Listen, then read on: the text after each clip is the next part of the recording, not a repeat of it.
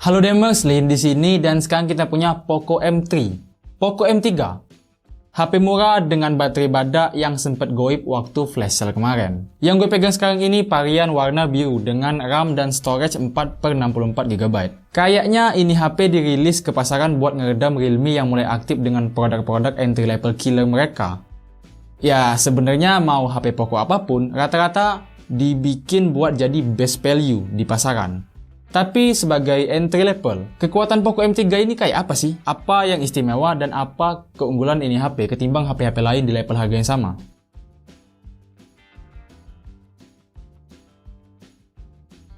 Oh iya, kalau kalian nyari HP ini di counter-counter atau e-commerce dan ngelihat harganya naik parah sampai 2 jutaan buat varian terendah, sekarang produk ini lagi kena supply demand, dimana harganya ngelonjak karena stok yang makin sedikit sementara yang pengen beli makin banyak. Dan sebelum kita ngebahas ini HP, intro dulu skuy.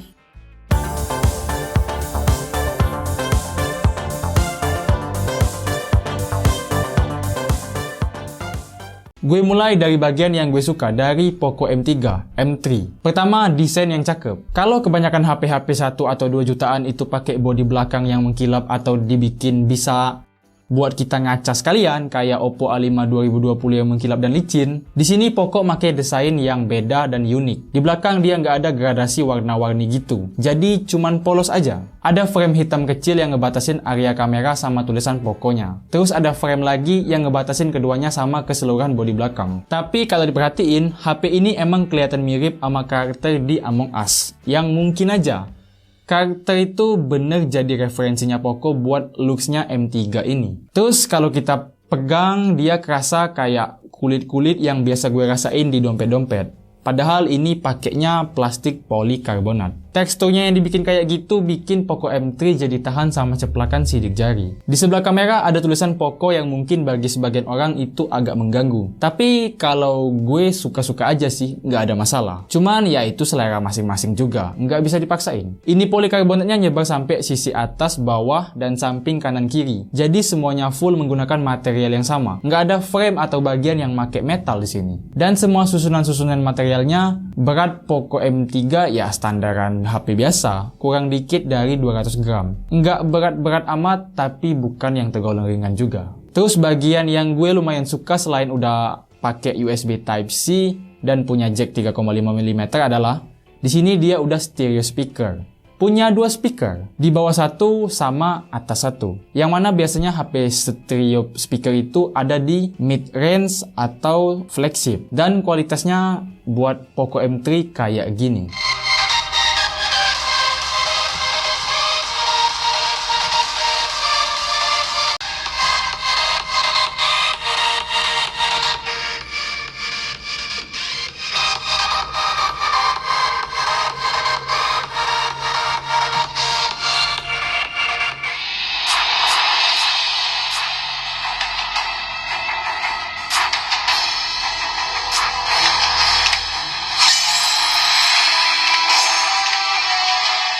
Selain itu, ada juga tombol volume dan tombol power yang sekaligus jadi sensor sidik jari di bagian kanan. Di atas ada port jack 3,5 mm sama speaker. Sementara di kiri ada SIM tray yang punya 3 slot buat 2 SIM card plus 1 micro SD alias kartu memori eksternal. Terus di bawahnya ada port USB Type-C, pemancar inframerah, sama speaker lagi yang jadi pasangan speaker di bagian atas tadi. Oh iya, buat sensor sidik jarinya dia udah responsif banget. Jujur gue lebih suka sensor sidik jari di samping begini ketimbang sensor sidik jari layar yang cuma bisa di levelnya AMOLED.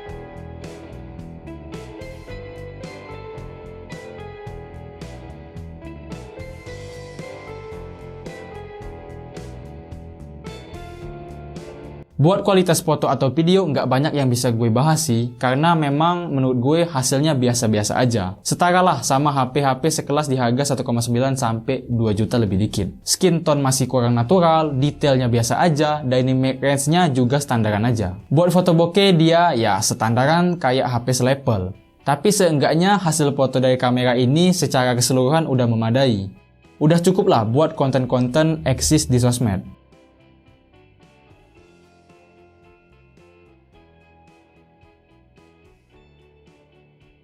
Gue ngerasa detail fotonya agak ketutupan sama kontras, jadi kerasa lebih hitam gitu. Bagian yang emang aslinya hitam.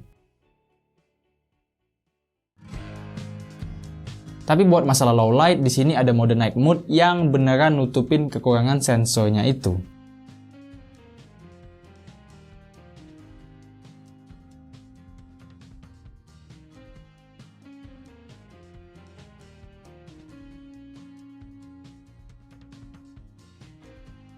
Jadi buat yang mungkin belum paham, angka megapiksel yang gede di HP itu nggak ngejamin kameranya bakal bener 48 megapiksel. Kayak di HP ini. Karena itu sebenarnya cuma gimmick buat bikin seolah-olah hasil final pikselnya emang bagus. Padahal di situ ada pixel binning yang ngasilin kualitas akhir yang kalah jauh ketimbang kamera HP-HP di harga yang lebih tinggi, yang cuman ngasih tahu 12-20 megapikselan aja. Paham nggak sih? Semoga aja. Lanjut ke sini. Sementara di kamera depan dia ada sensor 8 megapiksel yang kualitasnya beneran standar.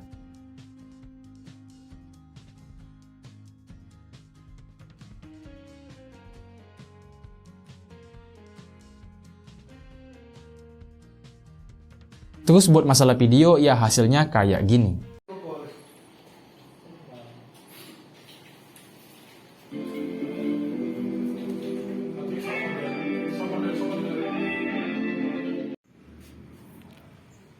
Oke, ini adalah sampel video kamera belakang menggunakan Poco M3.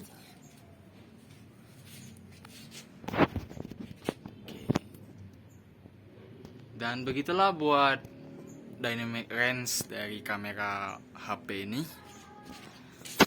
Apa better atau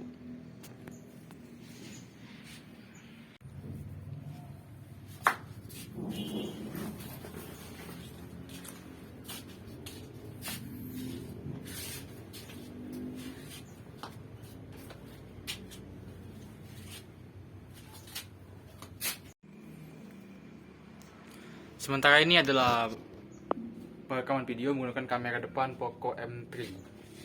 Ya, langitnya benar-benar hilang, putih, close. Tapi kalau kita fokusin, bisa.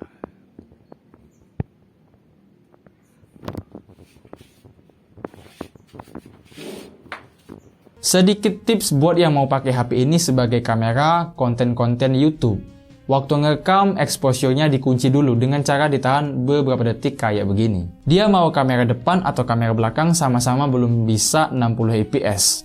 Mentoknya di 1080 pixel alias Full HD 30 fps aja. Sekarang kita beralih ke bagian yang gue kurang sukanya. Cuman gue mungkin. Karena kalau ingat harganya agak kejem buat komplain. Waktu gue main PUBG Mobile, dia presetnya mentok di smooth high sama balance medium. Gue kira Snapdragon 662 itu setara atau sedikit di atas MediaTek Helio G70.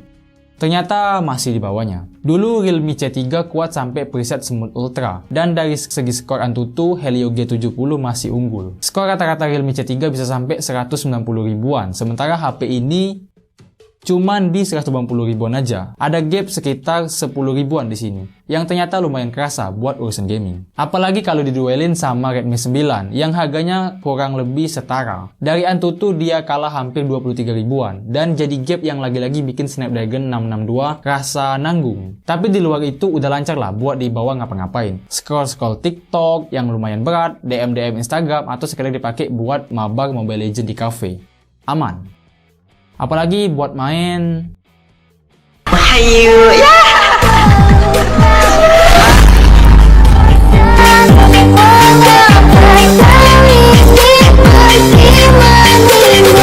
dan gue di sini mau bilang kalau menurut gue ini HP adalah rekomendasi yang aman buat kegiatan di luar gaming. Oh iya, HP-HP entry level zaman sekarang dia udah dikasih software Game Turbo dan itu keren. Karena dengan Game Turbo kita bisa kirim pesan WhatsApp, Facebookan, googling atau nonton YouTube sambil tetap main game. Ngerekam layar tanpa harus ngebuka aplikasi eksternal dan juga bisa ngebuka aplikasi-aplikasi lain yang mampu buat split screen. Ini salah satu nilai plus sih, walau HP entry level sekarang udah mulai punya kayak beginian semua. Banyak HP 2 jutaan dia masih pakai resolusi HD sampai HD plus aja. ya, kalau ini dia udah dikasih Full HD+.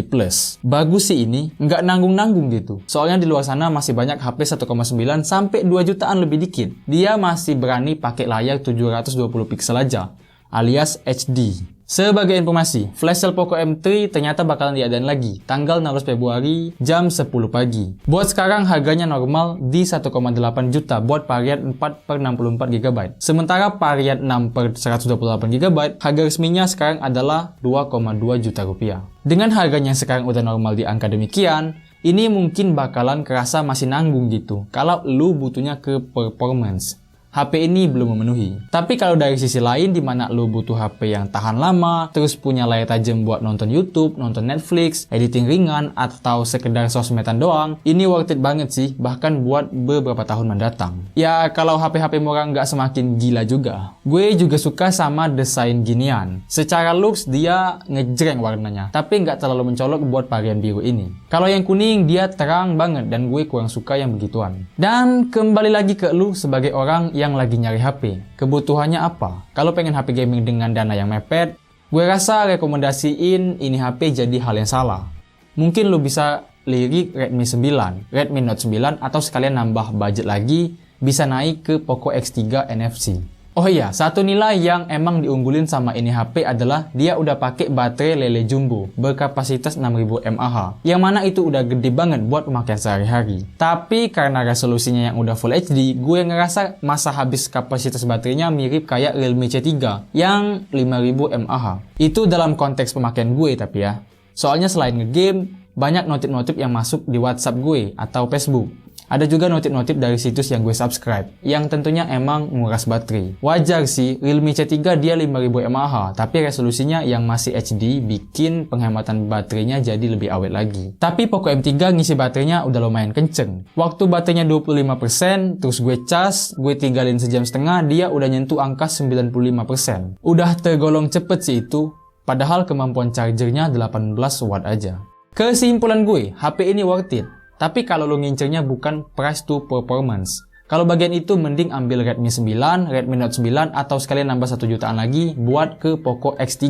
Itu lebih worth it. Jadi Poco M3 rekomennya buat lu yang suka baterai tahan lama, layar tajam buat sosmedan atau nonton YouTube, nyari HP dengan speaker stereo termurah, dan juga buat lu yang emang suka sama looksnya, sama desainnya. Entah lu pelajar atau emang males ngecas HP berulang-ulang, Poco M3 rekomen sih. Harganya keren juga. Bahkan buat varian 6/128 GB dia cuma 2,2 jutaan aja. Teknodame dapetin ini HP di angka 2.050.000 rupiah untuk varian 4/64 GB. Seharusnya bisa kami dapetin di harga 1,8 jutaan. Sayangnya sekarang harga buat distributor sama penjual lagi naik, bikin harganya jadi ngelonjak lumayan jauh dari semestinya. Jadi kalau lo mau harga resmi yang murah, silakan beli di situs resmi Xiaomi Indonesia aja. Oke, segitu aja cerita gue soal Poco M3. Semoga bermanfaat dan sampai ketemu di konten Teknodame berikutnya.